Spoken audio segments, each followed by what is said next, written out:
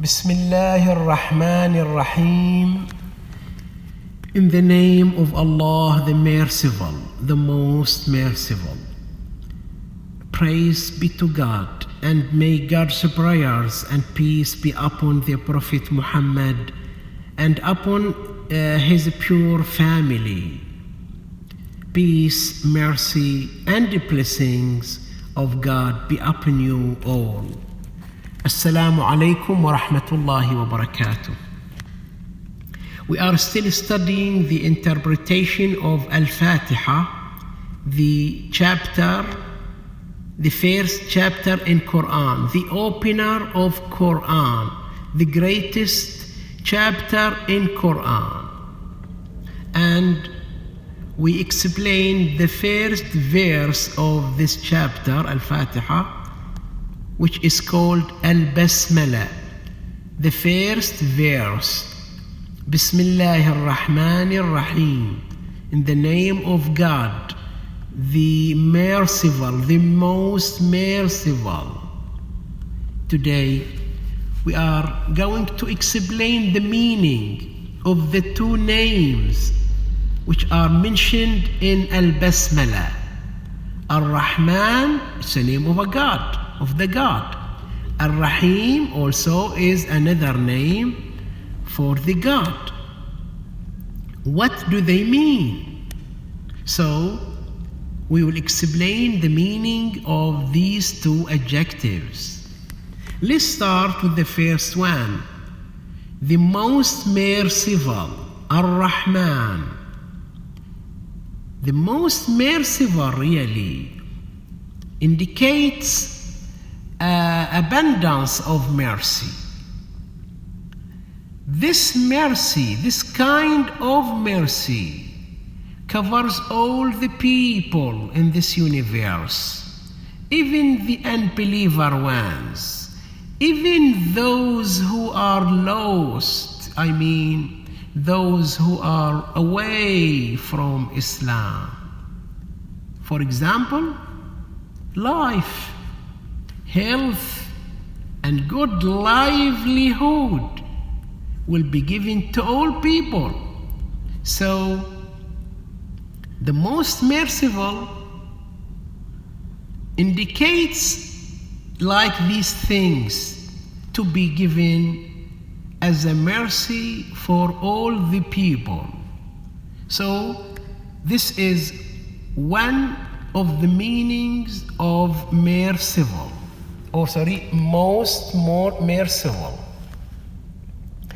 Also, there is another thing we can say about the most merciful, Ar-Rahman, this adjective, this name of God. This name of God is just for God, Ar-Rahman. We are not allowed to call somebody, anyone, call him Ar-Rahman, most merciful. It's just for God. And we can't also describe anyone in this universe, and we call him most merciful. Just for God. But we can call anybody Rahim. If he is a good man, good lady, good man, we call him Rahim. And God mentioned this in his Quran, and he described his greatest prophet Muhammad that he is merciful. So Ar-Rahman, the most merciful, Ar-Rahman is a special name for God only. And if we go to the second one, merciful, Ar-Rahim, please, I think it will be clear. Ar-Rahman, most merciful. Ar-Rahim, just merciful. Okay? Right. Let's go to the second one. The merciful, Ar-Rahim. Also, there is a mercy, a kind of mercy, but just for believers, especially for them in this life and in the hereafter, the next life. And God says in verse 117 of chapter Tawbah, he's talking about himself, God compassionate and merciful for believers. See? For believers. And also another verse in Quran, in Al-Ahzab chapter, verse 43, also he mentioned the same meaning, that there is a special mercy, right, just for believers. And we didn't see in the Quran that the same thing he said, the same thing said by God about the whole people. Do you understand me? About believers, God told us that he is merciful and compassionate. But with other people, he didn't mention this. This is the first point in the third lesson. Let's go to the second point and ask this question. Why did God choose in this great opening verse, Al-Basmala, in which we always open and start the chapters of Quran, our prayers, our works? Why did God choose these two attributes, the most merciful and merciful? And we know that God has hundreds of adjectives and names. The forgiving, the all-knowing, and wise, alive. Why exactly God chose these two adjectives, merciful and most merciful? We can say in our answer that there are 5 messages, 5 goals, 5 aims God wanted to pay our attention to them, because we believe that God is wise and that his choice cannot be that way. Without any important aims, no. And this answer really, which we listen later, this answer should leave beautiful effects in our private and public lives. The first one, the first goal, and the first aim, God wanted to tell us from Al-Basmala and from mentioning the Ar-Rahman and Ar-Rahim in Al-Basmala, in the first verse of his Quran, he wanted to pay our attention that the goal and the aim of the creation is for mercy, not for torture.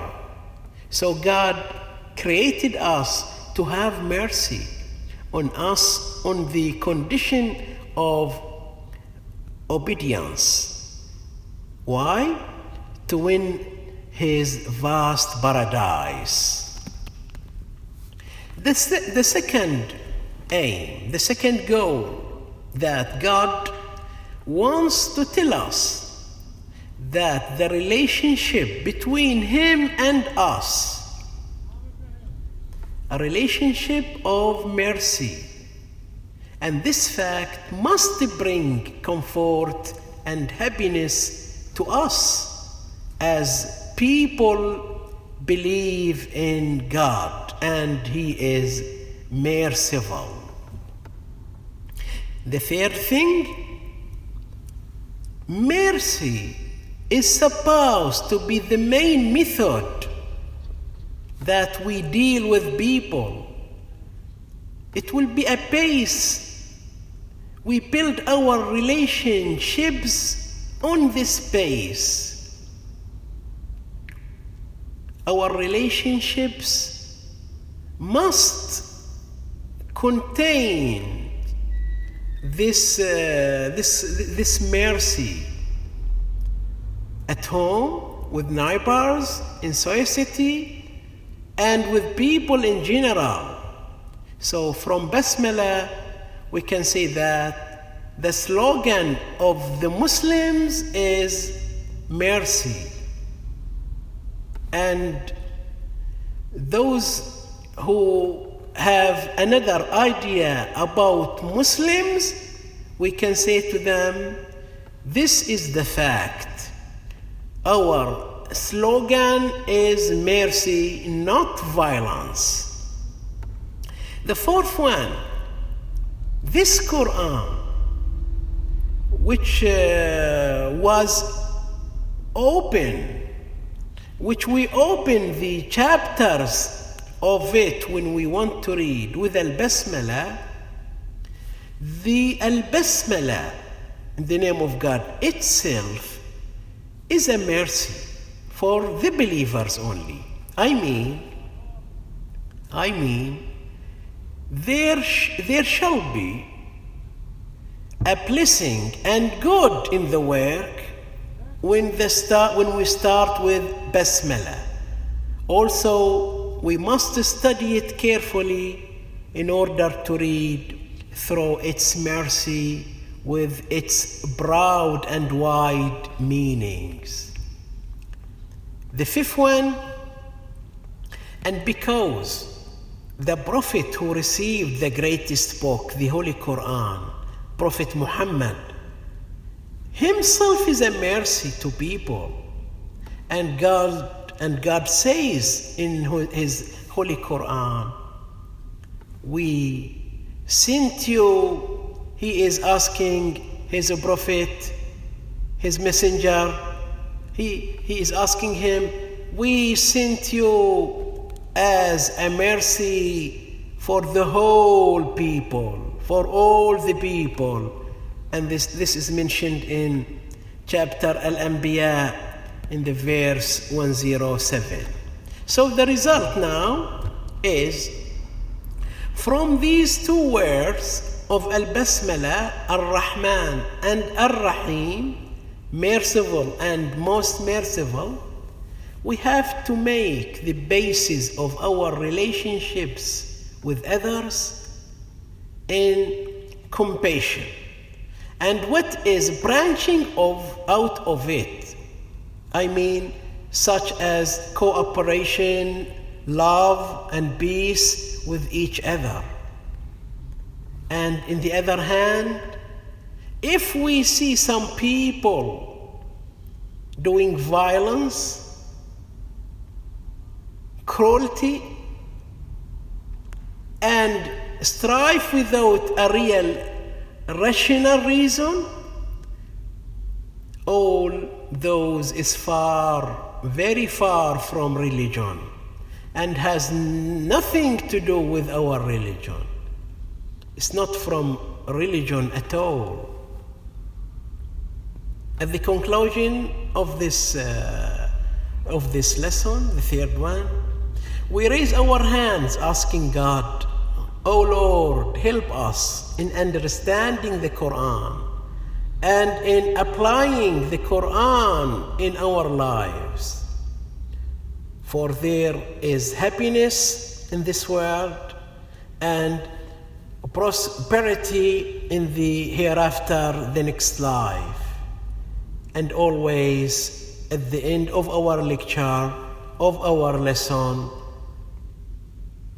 we say, praise be to God, thanks be to the Lord of this universe, Allah. Wassalamu alaikum wa rahmatullahi wa barakatuh.